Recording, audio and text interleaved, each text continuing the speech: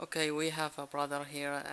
He has converted to Islam, and we wanna know more about his life before and after Islam. First of all, what's your name? Bismillah ar-Rahman ar-Rahim. My name is Omar Stephen Dodd. MashaAllah. Where are you from? I'm from Oregon, mainly the coast, the ocean. MashaAllah. How long have you been a Muslim? 30, 40 years. Long time. MashaAllah, long time. How did you hear about Islam? When I was young, I was interested in religion, and when I was a teenager, I was a part of the Episcopal Church, and I was part of the young people they called acolytes that wore robes and carried candles for the priests, Mm-hmm. and I was interested in religion, but I wasn't satisfied with the complications that the Episcopalian Church placed on religion, and I would try to study the Bible and read what were the instructions to people themselves. And one of them was in Matthew 10, the followers of Isa, radiallahu anh, were to uh, go about, traveling about, working for their food and their supplies and preach about the kingdom of God. So I tried to do this, and over a period of time as I was going to college, I ran into a lot of trouble because people weren't very happy about that. And eventually, though, I took a degree in anthropology and then went to the University of British Columbia in Canada and did a master's degree in linguistics. And so while I was at the library there, they have a huge Oriental library. It's a very big and important school. And I started looking at Arabic books and books about Islam. Mm-hmm. And I found many references to the prophets mentioned in the Bible and mentioned in Christian literature, and I was amazed. So I became interested in this, and this was in the mid-70s, just before the revolution in Iran, just before Mm-hmm. Khomeini. Yeah. And I talked to friends that I had working in restaurants, and there are a lot of Arab and Pakistani Muslim people in Vancouver. And at that time, there was not much interest in Islam. People had come to the West, and they were involved with the life of Jahiliyyah, Yeah. ignorance of God, and just living their lives. But I would ask them about Islam, and they'd say, "That's nice that you're interested, but we don't do that anymore." And I'd ask Mm-hmm. about Ramadan, for instance, and they couldn't tell me much. So I read and read and read, and I continued to search for something about Islam, kind of like an anthropologist. I felt that I had discovered in the literature something that didn't exist anymore, but I knew about it anyhow. So this went on for several years. And finally, I came back to the States, to Corvallis, where I'd gone to school on my bachelor's work, and found a community of brothers that were creating a mosque, a masjid. And they were revitalizing Islam. And this was about 1979, right at the start of the revitalization of Islam. And I was amazed to find people who were really praying. And it turned out that the next week was Ramadan when I met these people. So I just stayed. And I stayed in that mosque 25 years.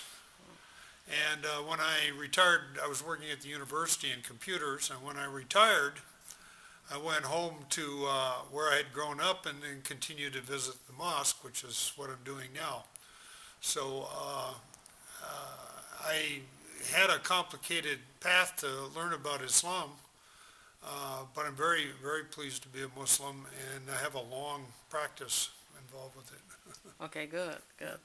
Um, um, how can you describe your life before and after converting to Islam? Before I converted to Islam, my life was kind of aimless and meaningless. I grew up in the 1960s in the United States, which was a period of time where there was a lot of uproar, a lot of problems, and I had a very strong moral sense about life, but there was no cohesiveness to that. There was no organization that would allow you to fit in. And so I can say I survived the 60s and the 70s, But after I got into Islam, Islam gives one of its Muslim followers a framework. Islam is a belief system, but it's also a practice. It's something you do, and a discipline, and you pray 5 times a day. If you're not following the prayers and participating, then the Islam dissolves. Yeah. And so once you start doing that, then you have a religious aspect to your life that allows a framework to be established for the rest of your life, and you can master the rest of your life and control how you live with the prayer and the practice of being a Muslim as the center. And you also have a lot of friends and people to support you in that if you join a community. And so my life was much more stable and organized after I became a Muslim.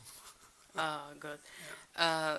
Is there any book affected on you? I think the first thing, I read the Quran, of course, translated into English, but I got very interested in Riyadh al-Salihin, which is called in English the Gardens of the Righteous, and it's a collection of hadith, or the sayings of Prophet Muhammad, sallallahu alaihi wasallam. And the sayings are accumulated in such a way as that they're very formative in giving you an impression of what was the life like with the Prophet at the time of the development of Islam in this book. Actually, there are two of them, 2 volumes, and I read them a lot. And then later on I found out they read continually in the mosques as well. So that was an important book. Yeah. Oh, good. Okay, finally, something to say to non-Muslim people. I think I've said something that's important to the non-Muslims. People come to find out about Islam, and they find out about it in the media and in the news and things, and they get very confused. Islam is not the sum of a bunch of people's opinions. It is a practice. It is something one does. It's a discipline. And I don't care how much you try to learn about it, you will not understand it unless you practice it. You have to participate. So true Muslims are doing Islam. They're practicing it. The word salam means to surrender in peace to God. A Muslim is one who does that. So a Muslim is doing that. If you are doing that, then you aren't doing other things. You're doing this one thing, and you're concentrating on that. So if you want to understand Muslims, you have to get around them when they're participating and become involved in their lives when they're participating, because you can't learn much by just studying. You're right. Okay, thank you very much. Jazakallah Thank you. khair. Thank you.